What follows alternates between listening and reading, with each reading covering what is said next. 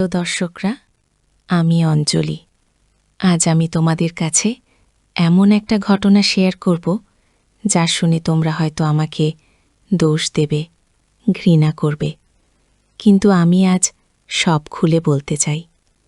আমার স্বামী আমাকে ছেড়ে অন্য মহিলার সাথে চলে যাবার পর আমার ৩৫ বছরের ছেলে পার্থ একদিন গভীর রাতে আমার ঘরে এসে ঢুকল।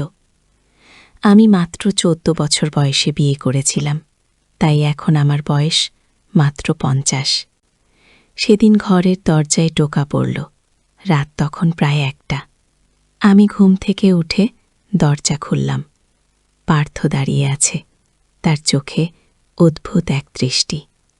মা, তোমার সাথে জরুরি কথা আছে, সে বলল। আমি ওকে ঘরে ঢুকতে দিলাম। পার্থ আমার দিকে তাকিয়ে বলল, মা, আমি লক্ষ্য করেছি তুমি এখনো কত সুন্দর। তার চোখে এক অদ্ভুত চাহনি। আমি তোমাকে একটা কথা বলতে এসেছি, সে বলতে লাগল। তার কণ্ঠস্বর ধীরে ধীরে বদলে যাচ্ছিল। আমি জানি বাবা তোমাকে ছেড়ে চলে গেছে, তার জন্য আমার খুব কষ্ট হয়, খুব। পার্থ ধীরে ধীরে আমার দিকে এগিয়ে এলো। আমি একটু অস্বস্তি বোধ করতে লাগলাম। তুমি আমার মা, কিন্তু তুমি এখনো এত সুন্দর। আমি আজ আসলে কুই, সে বলতে থাকল। আমি আসলে তোমাকে একটা কথা জানাতে এসেছি। আমার শরীরে শিহরণ জাগল, কিন্তু ভয় নাই, বরং উদ্বেগে। পার্থ অনেক দিন ধরে মদ খাচ্ছে, আমি জানতাম। তার চোখে সেই লাল ভাব দেখে বুঝলাম সে আবার মাতাল অবস্থায় এসেছে। মা, সে বলল, আমি খুব বড় একটা ভুল করে ফেলেছি। আমি সেই গোপন ফাইলটা খুলে ফেলেছি। আমি অবাক হয়ে গেলাম। কোন ফাইল? আমি জিজ্ঞেস করলাম। বাবার সেই পুরানো সিন্দুকের ভেতরের ফাইল, পার্থ বলল। যেটা নিয়ে বাবা সব সময় বলতো যে এটা খুললে আমাদের জীবন বদলে যাবে। আমার বুকের ভেতরটা ধপ করে উঠল। রমেশের সেই সিন্দুকের কথা। আমি ভেবেছিলাম ওটা শুধু টাকা পয়সা আর দলিলপত্র রাখার জন্য, কিন্তু রমেশ সব সময় বলতো, অঞ্জলি, এই সিন্দুকটা আমাদের পরিবারের ইতিহাস। এটা কখনো খোলো না। এর ভেতরে এমন কিছু আছে যা আমাদের জীবন পাল্টে দিতে পারে। কি? তুমি কি দেখেছ ফাইলে? আমি জিজ্ঞেস করলাম। গলা শুকিয়ে আসছিল। মা, আমি দেখেছি। পার্থ একটু থামল। আমি দেখেছি বাবার আসল পরিচয়। তিনি আসলে কে ছিলেন জানো? একজন সরকারি গোয়েন্দা। একটা এমন কেস নিয়ে কাজ করছিলেন যেটা এত বড় ষড়যন্ত্র ছিল যে তিনি নিজের পরিচয় বদলে ফেলেছিলেন। তিনি আসলে রমেশ নন, তার নাম ছিল অনির্বাণ দত্ত। আমি স্তব্ধ হয়ে গেলাম। তাই তো, রমেশের অনেক অদ্ভুত আচরণ, রাতে রাতে ফোন কল, সবকিছুর ব্যাখ্যা পাওয়া যাচ্ছে এখন। আরও কি দেখেছ? আমি জিজ্ঞেস করলাম। এই দেখো। পার্থ পকেট থেকে একটা ছবি বের করল। এই লোকটাকে চেনো? এই লোকটাই বাবাকে খুন করেছে। আসলে বাবা মারা যাননি, তাকে খুন করা হয়েছে। সেই আগুনের দুর্ঘটনাটা আসলে দুর্ঘটনা ছিল না। ছবিতে একজন লোককে দেখলাম, চোখ না চেহারা, পাতলা গোঁফ, চোখে একটা অদ্ভুত চাহনি। আমার মনে পড়ল, এই লোকটাকে আমি দেখেছি।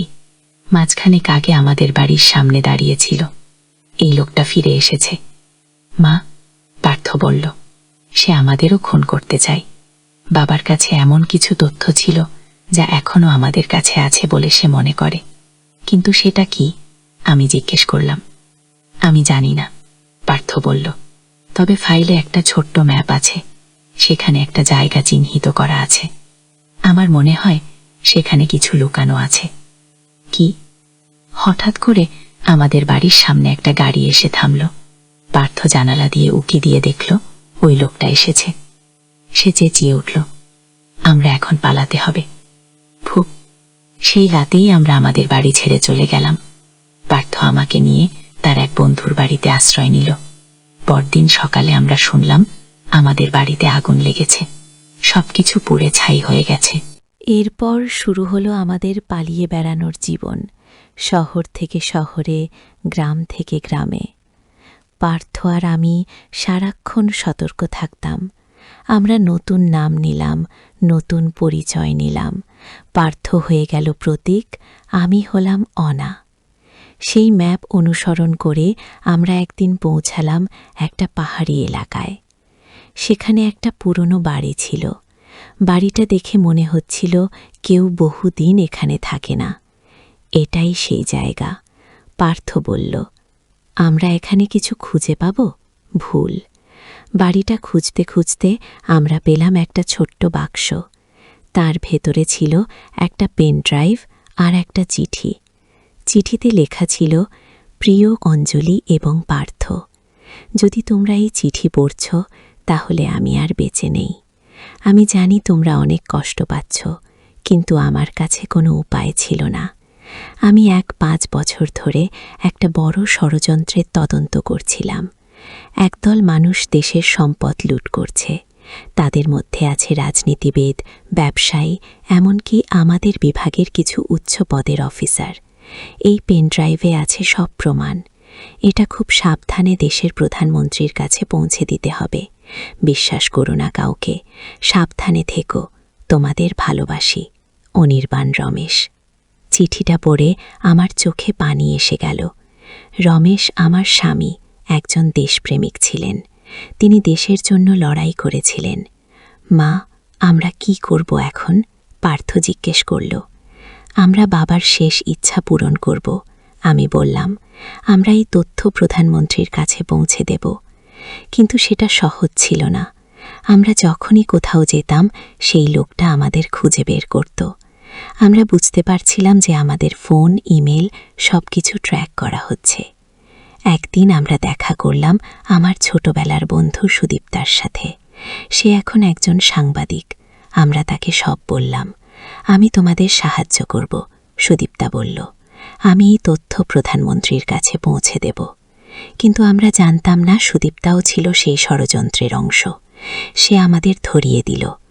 সেদিন রাতে আমাদের আবাসে একদল লোক এসে আমাদের আটক করল। তারা আমাদের একটা অন্ধকার ঘরে নিয়ে গেল। সেখানে আমরা দেখলাম সেই লোকটাকে। শেষ পর্যন্ত তোমাদের পাওয়া গেল। সে হাসতে হাসতে বলল, কে তুমি? কি চাও তুমি? আমি জিজ্ঞেস করলাম। আমি রাকেশ সেন, তোমার স্বামীর সহকর্মী। তিনি আমাদের ব্যবসায় বাধা দিচ্ছিলেন, তাই তাকে সরাতে হয়েছিল। কোন ব্যবসা? পার্থ জিজ্ঞেস করল। দেশের সবচেয়ে লাভজনক ব্যবসা, রাকেশ হাসতে হাসতে বলল, মানুষ পাচার। আমরা অবাক হয়ে গেলাম। মানুষ পাচার? কত নিম্ন স্তরে নেমেছে এরা। এখন সেই পেন ড্রাইভটা দাও, রাকেশ দাবি করল। আমাদের কাছে নেই, আমি বললাম। আমরা ইতিমধ্যে সেটা প্রধানমন্ত্রীর কাছে পাঠিয়ে দিয়েছি। রাকেশের মুখ বিবর্ণ হয়ে গেল। তুমি মিথ্যা বলছ।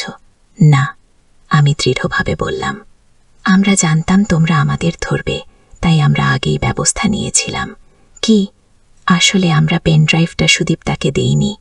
আমরা সেটা দিয়েছিলাম পার্থর বন্ধু অনন্যকে, যে একজন কম্পিউটার প্রোগ্রামার। সে সেই তথ্য ইন্টারনেটে ছড়িয়ে দিয়েছিল। এখন সবাই জানত সেই ষড়যন্ত্রের কথা। ঠিক সেই মুহূর্তে ঘরের দরজা ভেঙে পড়ল, পুলিশ ঢুকে পড়ল। রাকেশ এবং তার লোকেরা আটক হল। পরে আমরা জানতে পারলাম অনন্য শুধু ইন্টারনেটেই ছড়ায়নি, সে সেই তথ্য সরাসরি প্রধানমন্ত্রীর অফিসে পাঠিয়েছিল। এই ঘটনা নিয়ে দেশ জুড়ে তোলপাড় শুরু হয়ে গেল। অনেক বড় বড় নেতা, ব্যবসায়ী গ্রেপ্তার হল। 1 মাস পর আমাদের ডাকা হলো প্রধানমন্ত্রীর সাথে দেখা করতে। তিনি আমাদের কাছে কৃতজ্ঞতা প্রকাশ করলেন। অনির্বাণ দত্ত দেশের জন্য অনেক কিছু করেছেন, প্রধানমন্ত্রী বললেন। তার স্মৃতিকে সম্মান জানাতে আমরা তাকে মরণোত্তর পদ্মশ্রী সম্মানে ভূষিত করব। আজ 2 বছর পরে আমি এবং পার্থ আবার স্বাভাবিক জীবনে ফিরে এসেছি। আমরা নতুন করে শুরু করেছি। পার্থ একটা স্টার্টআপ শুরু করেছে, যেটা কিশোরীদের আত্মরক্ষার প্রশিক্ষণ দেয়। আমি শুরু করেছি একটা এনজিও, যেটা মানুষ পাচারের শিকার হওয়া মানুষদের সাহায্য করে। আমার স্বামী আমাকে শিখিয়ে গেছেন সত্যের জন্য লড়াই করতে হয়। আমি সেই শিক্ষা মনে রেখে এগিয়ে যাচ্ছি। তোমরা যারা এই ভিডিও দেখছ, মনে রেখো, সত্য যতই কঠিন হোক, শেষ পর্যন্ত সেটাই জয়ী হয়। আর যারা অন্যায় করে তাদের একদিন না একদিন শাস্তি পেতেই হয়। ভিডিওটি দেখার জন্য ধন্যবাদ। আবার নতুন কোনো গল্প নিয়ে হাজির হব। টাটা।